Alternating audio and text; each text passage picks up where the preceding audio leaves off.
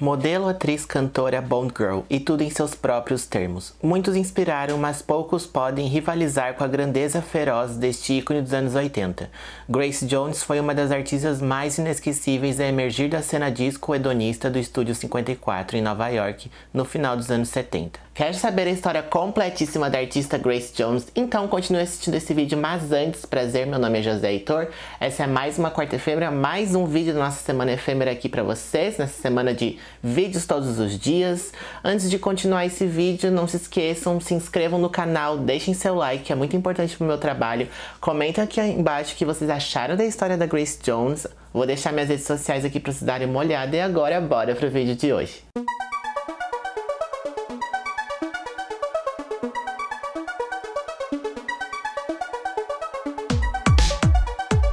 Grace Jones nasceu no dia 19 de maio de 1948 na cidade de Spanish Town, na Jamaica. Grace Jones, então, nasceu na Jamaica e lá ela foi criada por uma família pentecostal super estrita e devota na sua religião. Então, era uma família muito tradicional, muito estrita, com seus códigos, suas condutas. Muito veio disso da parte da igreja. E os pais da Grace Jones foram morar nos Estados Unidos, tentar a vida deles lá, e deixaram Grace Jones aos cuidados de seus parentes na Jamaica. Quando seu pai bispo Robert mudou-se para os Estados Unidos com sua mãe Marjorie para encontrar trabalho, Grace Jones e seus irmãos foram deixados para trás na Jamaica para serem criados por sua avó e seu avô. Inclusive foi dessa criação do seu avó e do seu avô, considerado uma criação abusiva pela Grace Jones, que Grace Jones começou a pegar essa velocidade, essa força, essa raiva, toda essa parte onde era muito estrita, os seus avós dando a criação que eles estavam dando para Grace Jones, super estrita e muito feroz. E numa entrevista, a Grace Jones até cita: "O personagem assustador vem de uma autoridade masculina dentro da minha família religiosa. Eles conseguiram isso primeiro e sublimamente eu assumi. Eu estava com medo deles." E o bairro onde a Grace Jones foi criada, em Spanish Town, na Jamaica, era rodeado de árvores enormes, então tinha muita natureza perto e muitas vezes as crianças iam brincar nessas árvores, elas escalavam as árvores, subiam, mas para Grace, quando ela era criança, essa árvore tinha um outro significado e esse significado era muito ruim. Essas árvores eram sinônimos de punição imposta por seus avós religiosos e rígidos. Grace cita: "Teríamos que subir em uma árvore e pegar nossos próprios chicotes para sermos disciplinados.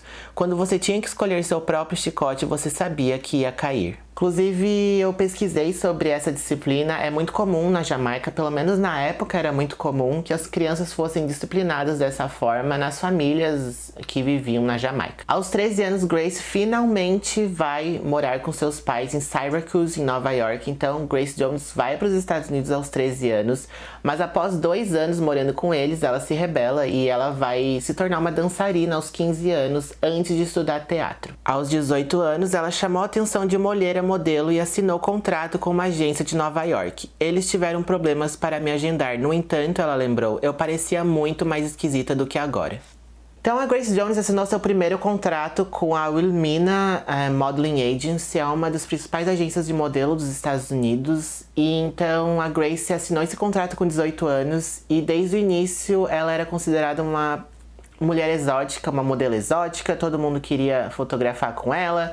Muitos designers trabalharam com a Grace Jones no início da carreira dela como modelo.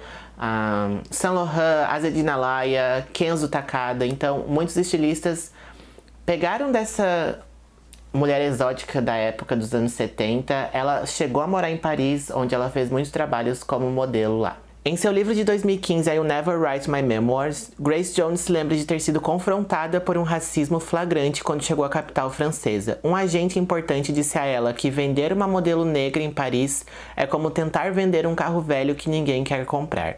Mas Grace não se desanimou, respondendo profeticamente: "Vou fazer você comer essas palavras."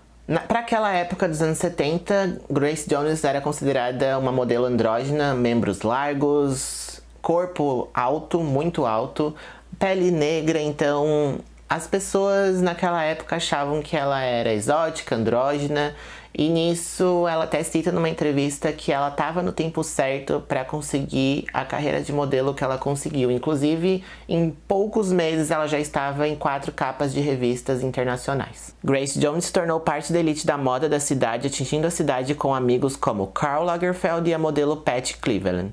Foi nessa época que ela apareceu nua, com exceção do colar de ossos, em uma festa que estava sendo oferecida para políticos franceses na capital. Grace Jones nunca quis trabalhar como modelo seriamente, ela sempre achou que era uma profissão descartável, então logo menos ela já entrou para o mundo da música.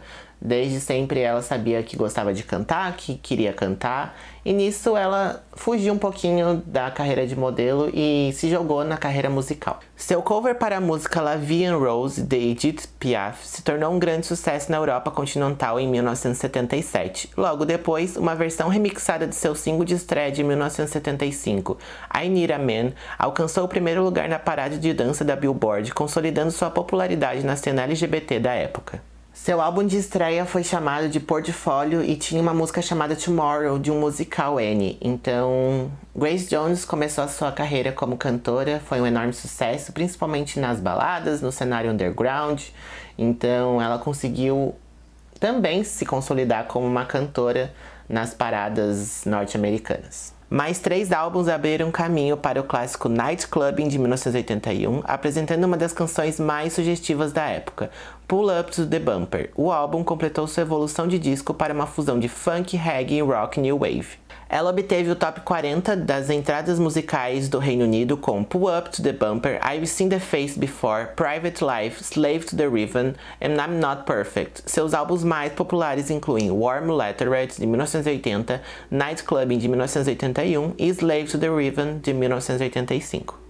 E sua aparência sempre foi se modificando, podemos considerar a Grace Jones uma das maiores camaleões que já existiu, sempre mudando suas aparências, o seu styling, como ela se vestia, como ela se mostrava no mainstream.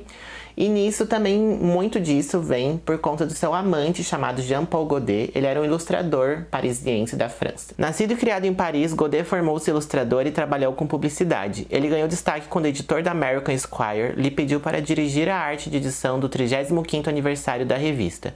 E depois se mudou para Nova York para se tornar seu diretor de arte em tempo integral. Ele lembra que eles se conheceram em Nova York, o Jean-Paul e a Grace, nos anos 70, e foi nessa época onde tudo podia acontecer. Era uma época, vamos dizer assim, eles próprios dizem que era uma época decadente, onde todo mundo usava droga, todo mundo ia pras festas todos os dias, não tinha muito rotinas.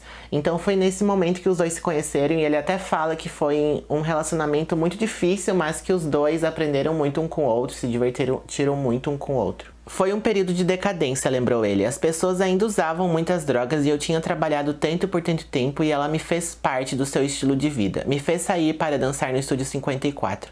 Ela se tornou uma obsessão e fazíamos tudo juntos. Em 1979, Grace Jones lança seu álbum chamado Muse pela Island Records e não teve um bom desempenho comercial do que as pessoas estavam esperando para a época em relação a Grace Jones. Então seu produtor que trabalhava na Island Records pediu para que Grace Jones pensasse numa nova maneira de lançar um álbum ou num novo gênero musical, que ela modificasse as suas músicas, os seus gêneros, o que ela estava lançando. Ele queria que Grace Jones lançasse um trabalho totalmente diferente. Chris Blackwell encorajou Grace Jones a reinventar radicalmente seu som para refletir sua personalidade forte e diversas influências musicais. No Compass Point Studios, em Nassau, nas Bahamas, ele montou uma banda inovadora e fundadora de gêneros centrada em torno dos referenciados músicos de reggae Sly Dunbar e Rob Shakespeare. Grace Jones cita em suas memórias que Chris pegou todos os meus mundos diferentes e os uniu para criar o Compass Point All Stars, o lado francês erótico, o rock and roll ácido de viagem, o drum and bass jamaicano e a eletrônica andrógena. Então Grace Jones lança em 1980 o álbum Warm Leatherette. Inclusive esse álbum, quem assinou a capa, o styling, o visual, o design, foi o amante da Grace Jones, o Jean-Paul Gaultier. Inclusive, essa capa de álbum foi uma das mais importantes até hoje, uma das mais importantes na época. Foi um momento onde ela conseguiu subverter todos os paradigmas em relação ao que uma mulher tem que aparentar ou não. Foi nesse momento que ela quebrou todos esses paradigmas, todas essas caixinhas que a época colocava em relação ao que uma mulher devia se vestir, ou como se portar, ou de que maneira elas teriam que estar presentes em termos de looks. Inclusive, o renomado stylist Christian Holtenbus foi quem criou o seu cabelo, o corte de cabelo da Grace Jones. Eles moravam no mesmo bloco de apartamento em Nova York.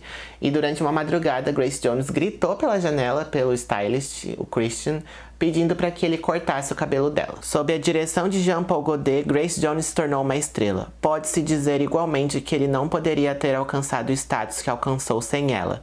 Individualmente, eles eram impressionantes, juntos eram atômicos. Grace Jones até cita numa entrevista que o Jean Paul Gaultier foi o único homem que conseguiu fazer com que ela ficasse de joelhos em frente a um homem, mas o relacionamento deles já estava meio conturbado antes mesmo da Grace Jones engravidar do Jean Paul Gaultier. O Jean Paul Gaultier até cita que ele nunca quis ficar muito sério com a Grace Jones, de ter família, etc. Ele não ficou muito feliz com isso. Mas o filho da Grace Jones nasceu, ele se chama Paulo e ele nasceu em 1979. Pouco tempo depois, a Grace e o Jean Paul se separaram. Ele acrescenta numa entrevista: "Fiz meu melhor trabalho com ela, décadas depois, e ainda somos muito amigáveis. Ela é ótima." Grace Jones, além de ser modelo, de começar a carreira musical, ela também fez papéis no cinema. Ela começou na década de 70 fazendo filmes como atriz, em filmes de baixo orçamento, onde não tinha um grande investimento comercial.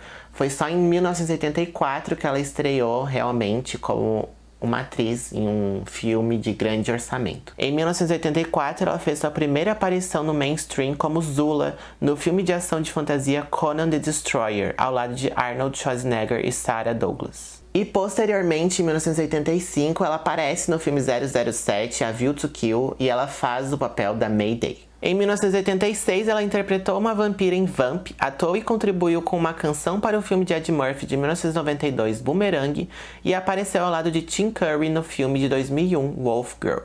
Naquela época, ela estava em um relacionamento com um sueco chamado Duff Lundgren. Ele tinha 1,85 de altura, ele era super alto, e eles se conheceram num show em Sydney, na Austrália. E, primeiramente, a Grace contratou ele como guarda-costas pessoal dela, mas tiveram um relacionamento entre os dois. 9 anos mais jovem, ele era seu ideal físico e um par intelectual. Formou-se em Química e Engenharia Química e supostamente tem um QI de 160 e fala 7 idiomas. Depois do filme 007, então ela estava num relacionamento com o Duff e eles se tornaram um casal sensação em Nova York. Todo mundo estava falando dos dois, principalmente por serem tão diferentes um do outro e serem muito altos, serem muito imponentes.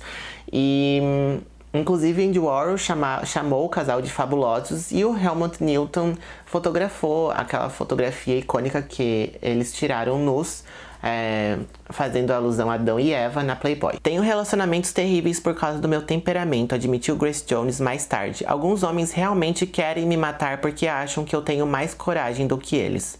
Para a maioria dos homens é intolerável. Por anos eu tive que tentar conscientemente equilibrar, até mesmo reprimir esse meu lado para fazer um relacionamento funcionar." Em 1989, ela se casa com Chris, um produtor, e eles ficam casados por 2 anos. E depois ela se casa com também guarda-costas, só que dessa vez belga. E uma curiosidade é que ela se casou em 1996, aqui no Brasil, no Rio de Janeiro. Eles se casaram no Rio em 1996, quando ela tinha 48 anos e ele 21 anos. O New York Times noticiou que depois da cerimônia eles foram direto para a academia. O casamento durou 8 anos, mas apesar de sua fraqueza em todas as outras áreas de sua vida, Grace Jones permaneceu calada sobre o assunto. Posteriormente, os seus papéis na carreira de cinema, suas músicas na carreira musical, foram cada vez mais diminuindo. Grace Jones ficou bastante tempo fora do círculo do mainstream, deu um tempo nos lançamentos dos seus projetos. Então, na década de 2000, ela deu uma diminuída na quantidade de trabalhos que ela estava fazendo. Ela se apresentou em shows únicos ao redor do mundo e apareceu em eventos no tapete vermelho, mas não foi até 2008 que ela voltou às lojas de discos com o aclamado Hurricane. Foi produzido por seu então noivo Ivor Guest, o quarto Visconde Wimborne e um parente da falecida princesa Diana. Eles se separaram amigavelmente um ano depois e Grace Jones disse que ela continua solteira atualmente. Seu retorno foi confirmado em 2012, quando ela foi convidada para cantar o single Slave to the Rhythm para as pessoas da realeza real da Inglaterra, fora do Palácio de Buckingham, mas era uma comemoração, então convidaram a Grace Jones e ela foi lá e cantou. A performance trouxe de volta aos olhos do público. Voltando aos anos um pouquinho, em 1983, Grace Jones' One Man Show foi nomeado para um Grammy de melhor vídeo musical e por seu trabalho em Conan the Destroyer, A View to Kill e Vamp, ela foi indicada para o Saturday Awards de melhor atriz coadjuvante. Em 1999, Grace Jones ficou em 82º lugar no ranking VH1 das 100 melhores mulheres do rock and roll.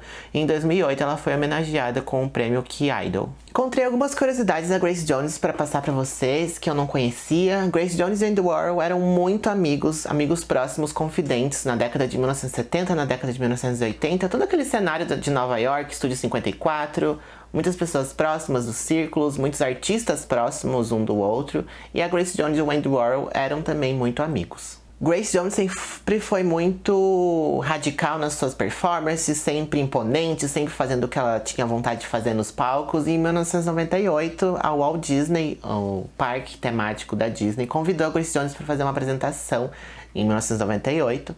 E nessa apresentação, ela levantou sua blusa e mostrou os seios na apresentação. E nisso tinha muitas crianças assistindo o show da Grace Jones.